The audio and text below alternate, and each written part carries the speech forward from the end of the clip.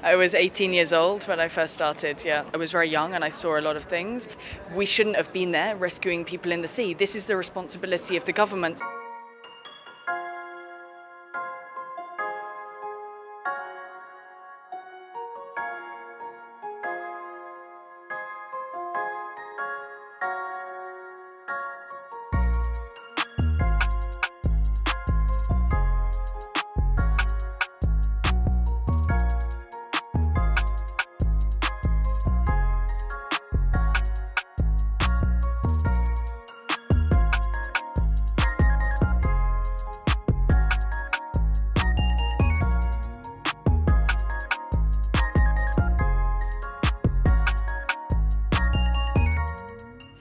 For me, it was 2016, and the news was full of the refugee crisis in Lesbos in Greece, and I knew that I had the skills as a rescue boat driver to go and help, and I felt this calling to go and do something.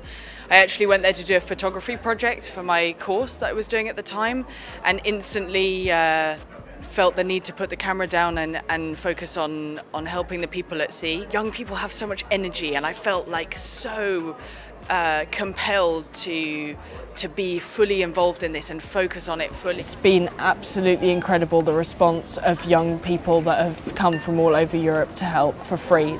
They don't really know what they're doing or what's next, or trying to find a direction. So all of these young people came and set up all sorts of different projects to fill the gaps and to do the work that our governments were not doing or not investing in doing. And they raised money themselves through crowdfunding, and they would buy all the resources and go there and just do it, just do it.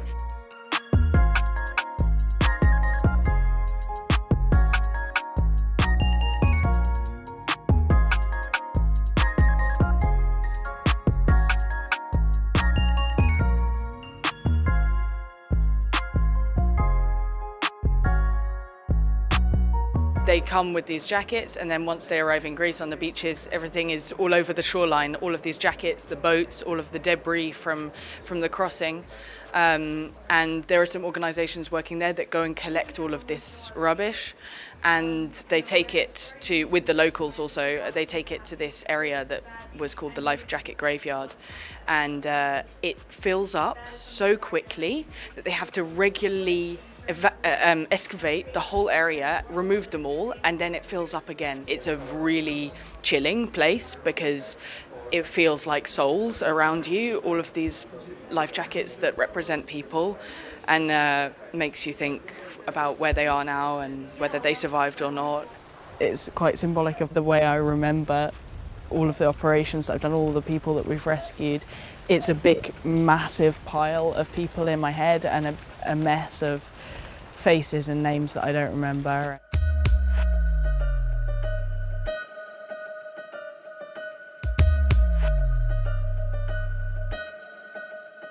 We shouldn't have been there rescuing people in the sea. This is the responsibility of the governments and the coast guards. There was absolutely no need for, I mean, there should be no need for us, but there was, because they didn't cover this. And so without these humanitarian search and rescue organisations, thousands more people would have died at sea because they just don't care.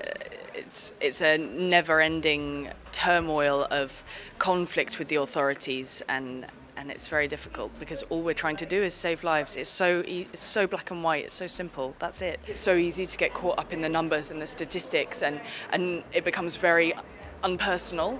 And I think that's the problem with these leaders.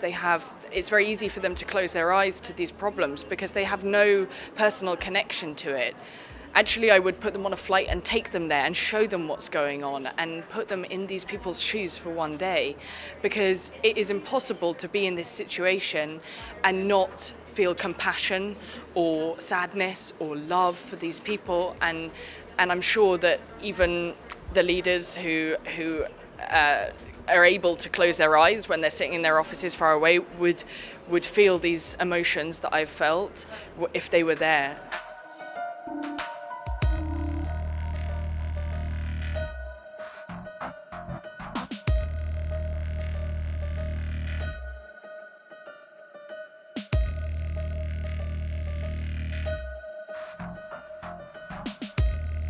By 2050, it's estimated there's going to be between 25 million and 1 billion climate migrants alone. That's just climate migrants, let alone conflict, wars, persecution, and it's scary. It's so scary to think that this is really just the beginning. There's going to be places on Earth where people literally cannot live anymore, and we live in one of the most temperate climates in the world in Europe, and it's going to be the hotspot of migration, and we're not ready for that. The governments are not ready for that, and they're not preparing for that. We need to put protocols in place now to be able to deal with that in the future and have like a long-term view, and it's only going to get worse. So this link between the climate crisis and migration is going to become a huge topic for everybody in the world. It's not just going to be in Europe, and I think we need to start planning and thinking about how we're going to deal with this now.